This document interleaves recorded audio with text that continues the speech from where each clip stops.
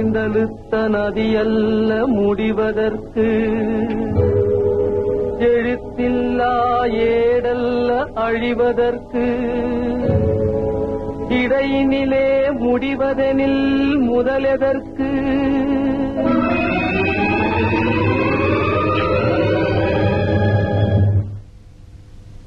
சாந்தி, நீ எவ்வளவு பொறுப்போட என்ன அனுப்பிச்ச.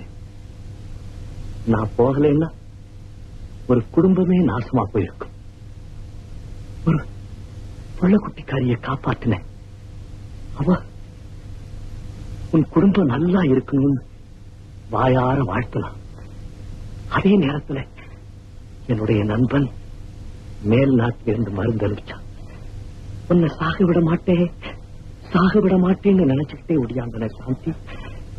இப்ப நீ என்னை விட்டு போயிட்டிய சாந்தி.